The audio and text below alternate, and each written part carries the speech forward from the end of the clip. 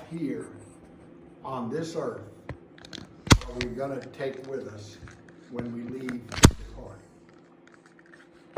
Like the old fella that was going to the will reading of the rich old gentleman. And they asked just one question of the lawyer. Well, what did he leave? And the lawyer just answered very simply, he left it all. He didn't take anything with him. He left it all. And that's what we're going to do. There's a book that came out several years ago. And I think it's still in print. I think you can get it. But it was entitled, When We Die, all the parts go back into the box and the game is put away. And that's true about our lives, isn't it? When we die, all the opportunities that we had go back into the box. All the things that we had, the money that we have in the bank, the cars that we have, they all just go to somebody else. We're going to leave everything here to somebody else. Now we can enjoy pleasures for a season, but they're only going to be for a season. Now let's get back to eternity. I know probably everybody here has thought about, where am I going to spend eternity? Because eternity has no beginning. It has no end. If it was a line, we would never get to the beginning of it, and we can never get to the end of it, and all we are is just one little dot on that line. That's all we are. It's just one little dot. Eternity, it goes on forever. Like that old song says, when we've been there 10,000 years, we've what? No less days to sing his praise. 10,000 years is a drop in the bucket to eternity. Just one little drop. It's not even that. It's not even going into a bucket. It's just nothing. Eternity is forever. Have you ever had anything that's forever? I never have either. Everything I've ever had is broke down at some time, some point or another. Everything I've ever had has had to be worked on and had to be kept going. Or it finally got to the point where it goes down to memory lane. And I don't see it anymore, and I don't think about it anymore. It's gone. And that's the way that we're going to be with the possessions that we have here on this earth. But what is going to last? What we did for the Lord. What we gave up for the Lord. Moses gave up what? Pharaoh's house. And what did he accept? Sometimes when we give something up, we have to accept something else too, don't we? Choosing rather to suffer affliction with the people of God.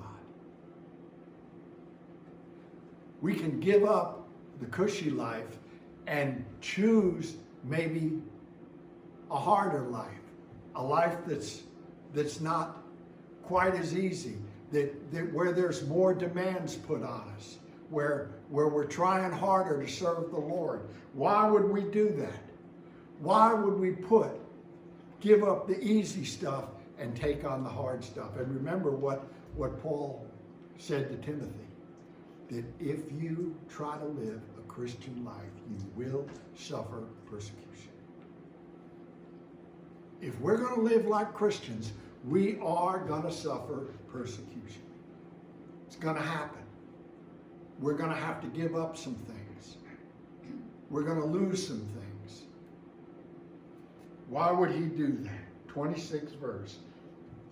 Esteeming the reproach of Christ greater riches than the treasures in Egypt, for he had respect unto the recompense of the reward. He was not looking at what he was giving up. He was not looking at the harder life he was going to have to live. What he was looking at was the recompense of the reward. What it was going to be like in heaven, which was going to go on for eternity, which was never going to end. We can have a good time, what the world calls a good time, for a season. Sooner or later, our bodies are going to start to break down, and we can't do what we used to do. How many of you can say, yeah, I've got that. I do too. We cannot do what we used to do. Does that mean if we put our hope in all those things that now it's gone? Because we can't do them anymore? Not if we put our faith and our hope in Jesus Christ.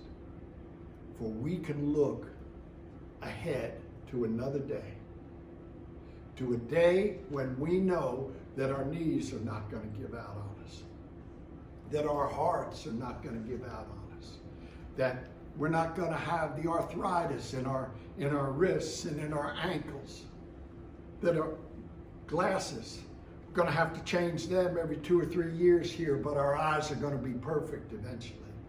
And we're not going to wear these anymore. And those back braces, throw those back braces away. You ain't going to need those back braces. You take medicine for your cholesterol. You take medicine for your high blood pressure. I take medicine for my sinuses.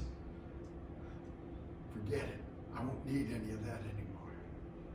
Because I have put my faith in Jesus Christ.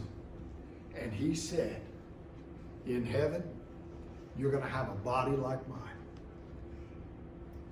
It's never going to break down. It's never going to grow old.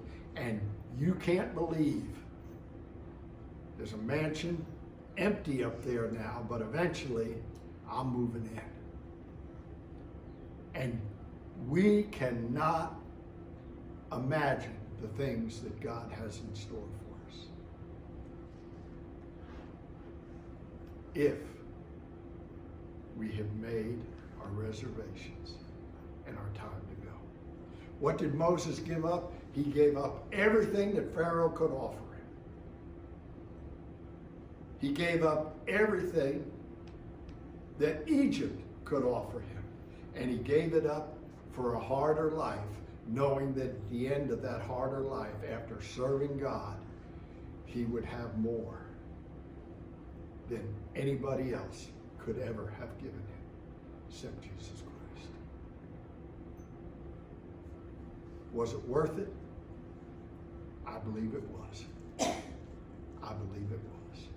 Now the question to all of us today has to be, what would you give for eternal salvation, for eternal happiness? Would you give up some old habits?